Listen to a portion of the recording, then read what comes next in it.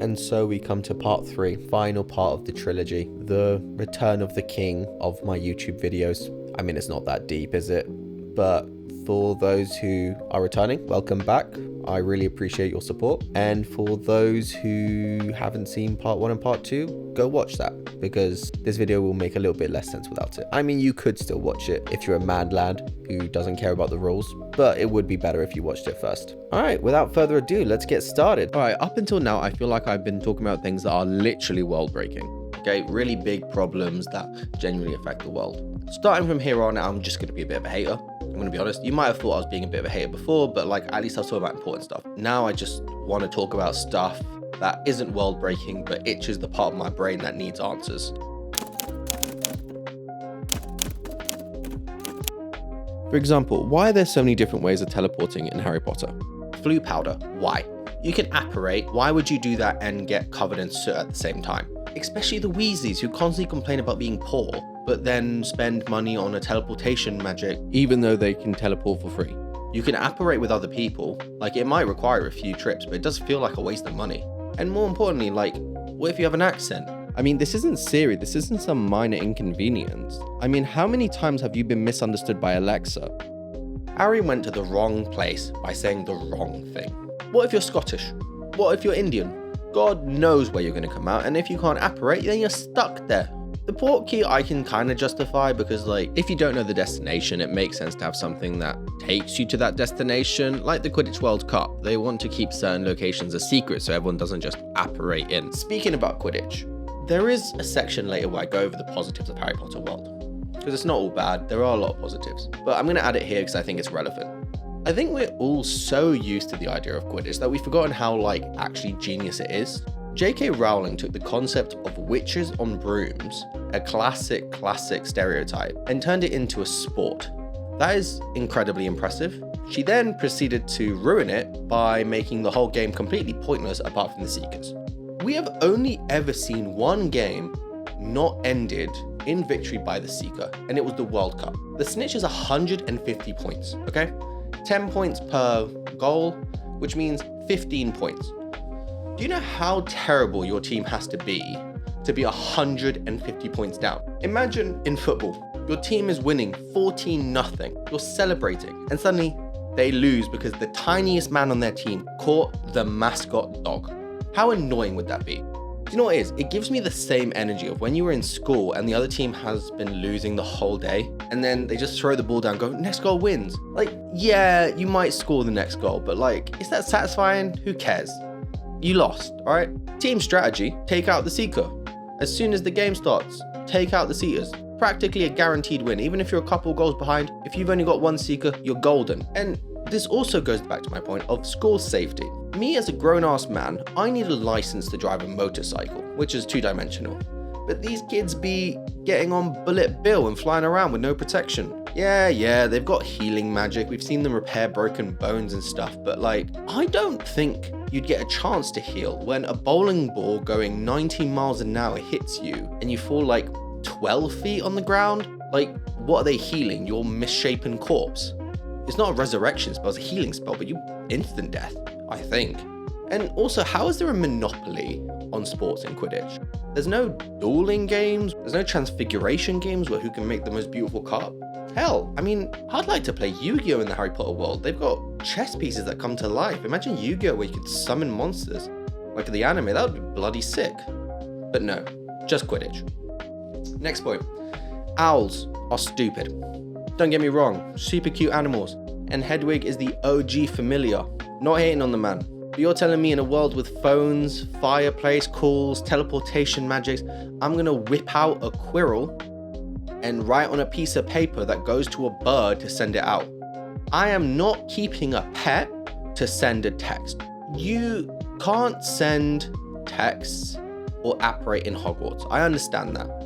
And to that point, I say, so what?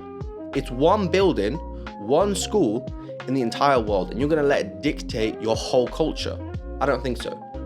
Like, when have we ever seen this be a problem anywhere else? Even the Ministry of Magic is underneath the center of London. And unless London is somehow in a medieval time and everyone's wondering what the hell's going on, They obviously have technology there. So I'm just saying, instead of writing out a letter that probably takes a while, I'll just pop in front of my bro's doorstep, ring the doorbell, be like, hey man, I know we're meeting tomorrow. What time? And he'd be like, 7. I'll be like, bet, see you then, and then teleport straight back to bed. I ain't writing no letter. Next. Hogwarts' grading system is extremely unfair. Like, this isn't world breaking, but this is very unfair. You're telling me one exam, one day, determines your entire future. There's no implication that you can retake. When I was in school, at uni and at college, we had coursework, we had exams. It happened over like a course for a couple of months. And if you did badly, you get a chance to retake. But we've seen the owls take place in one day. Like, so what if you broke a 1 that day? You had a bad lesson with Hagrid and a flaming moth mole accidentally snapped your wand. What if you're feeling sick? You aren't feeling 100%, you got a bit of a stomach issue. Sorry mate, unemployment lot for you, we only take the legendaries. Enjoy.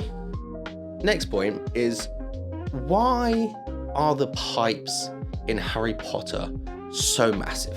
Have you seen the size of a basilisk? It's 50 foot long. It's the equivalent of sort of 2 children laying down next to each other, right?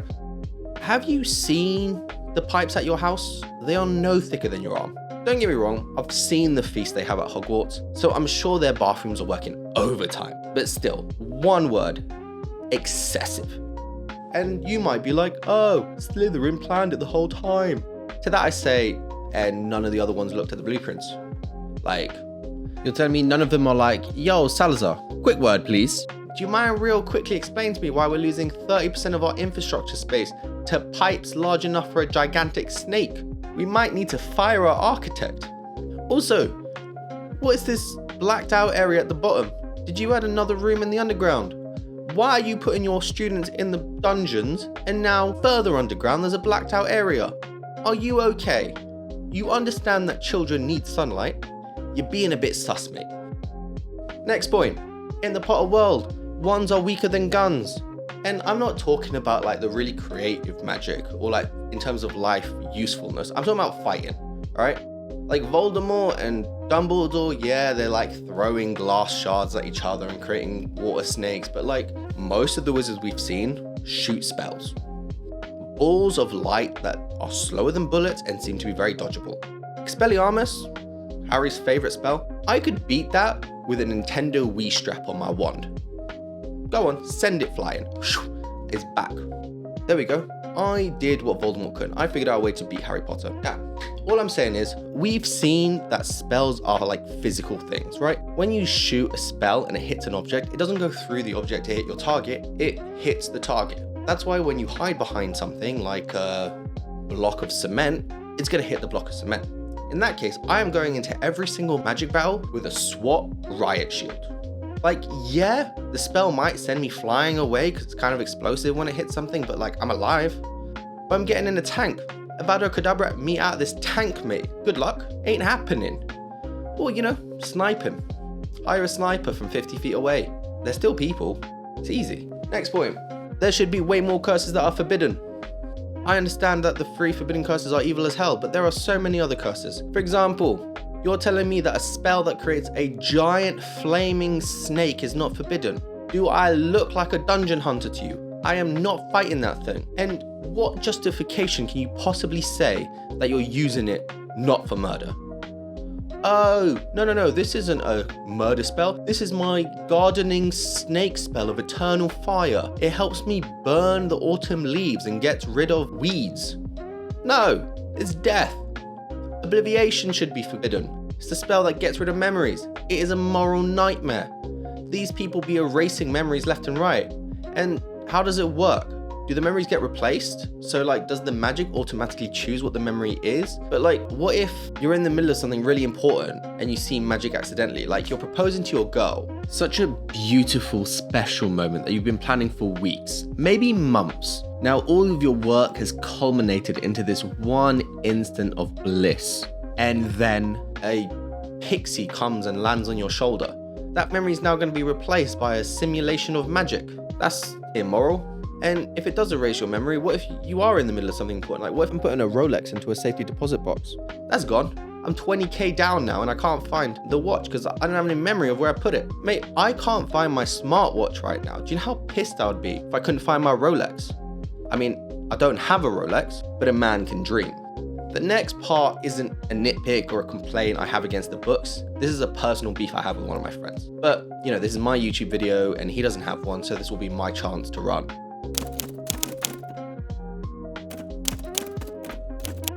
Anyone who thinks that Harry Potter could beat Percy Jackson in a fight is absolutely lying to themselves. It's absolutely insane. They're very similar books, 3 youth going on adventures, but the idea that Harry could beat Percy is insane. 1. He has a sword that reappears in his pocket every time it's out of his hand. This makes Harry's favourite spell useless. 2. He has a shield that blocks all other forms of magic, making every other spell useless. It is basically an upgraded version of my riot shield idea. Hell, I genuinely think if you gave me that sword and shield, I would scrap with Harry. I can take him. By that I mean underfed 12-year-old boy, not Daniel Radcliffe as he is now, because boy got wedge. Percy has genuinely beaten gods, giants, titans, pretty much all the big hitters in his universe.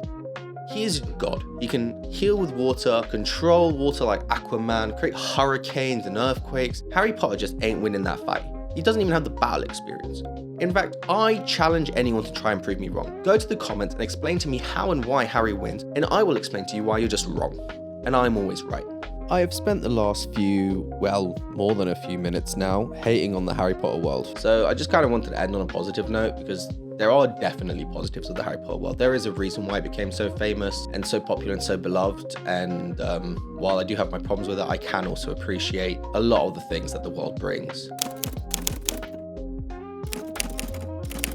Like I said earlier, Quidditch is a super creative idea, and I genuinely think that J.K. Rowling did an amazing job bringing different mythical monsters to make it all feel like a single world. If you really think about it, there are werewolves, sphinxes, Cerberus, dragons, and they all feel like they belong. And I actually think that's really impressive. And the basilisk is a massive improvement.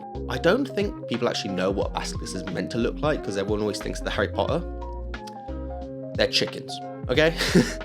They're scary chickens with some dragon-like features, but they are chickens. Anyone who watches Doctor Who will understand. Like, if you remember the episode with Van Gogh, that is a more accurate interpretation of a basilisk. But like, obviously the Harry Potter one is much cooler and much scarier.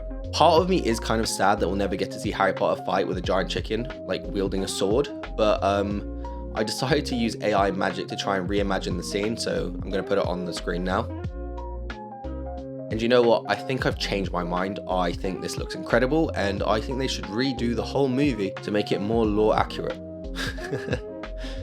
Next thing, Dementors.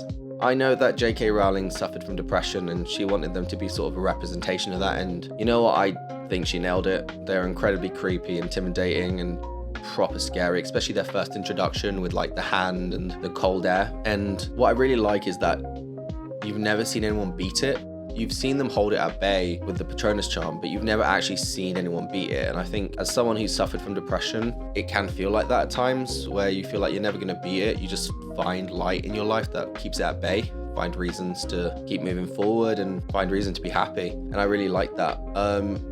Not sure I would choose them to be my prison guards, but the concept is amazing.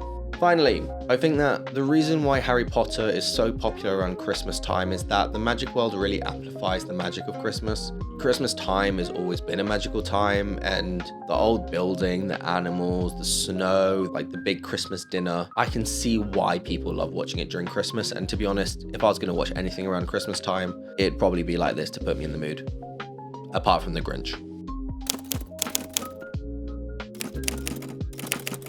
And so we've come to the end of our time together. We've had some good times. Do you remember when we poverty shamed the Weasleys? Or when we watched Harry Potter fight a giant chicken with a sword? Or I showed you Daniel Radcliffe dancing burlesque? Good times. I do want to make it clear, I'm not here to judge or hate on what you love. If you love the Harry Potter world, more power to you. There is so much stress and fear in this world that if you found something that makes you happy, more power to you. I just made this video for a bit of fun. If you've made it this long, hopefully you found the video informative or at least entertaining. If not, why are you still here? But you know what? I respect the hate watching, I suppose. It's like me and Too Hot to Handle. Sometimes you just need to feel the hate flow through you. I can feel your anger. That being said, this took way longer to edit and put together than I realized, so please do me a small favor. If you haven't already, like and subscribe, all that tasty algorithm goodness. Do it! Just do it! Also, 8 out of 10 dentists agree that liking my video increases hair thickness and prevents baldness. You don't want to end up like Krill, do you? With a dark wizard attached to your skull. No, so you better like the video. Also, I was not joking. I will fight anyone in the comment section. I am begging you, bro, to try and prove me wrong. Come on. Kill me, I'm here, kill me! Anyway, I have a lot more to say on the Potter Worlds if anyone's interested, so I could be convinced to do a part 2. I already made notes for it, so I don't even know why I said could be very easily, like a stepsister stuck in a washing machine easily. But I do want to make you work for it a bit. So I put a fill in the blank quiz on the screen. Yes, I did used to work as a teacher, thank you very much. And if anyone gets them all right in the comment section, I'll make a part 2. Or I don't know, if the video gets 1,000 likes, I'll make a part 2. One or the other. That being said, I've already started editing my next video, and it will be about Joe from you. If that's something that you're interested in, keep an eye out. It will be up sooner rather than later. Until then, have a good one, mate. Peace.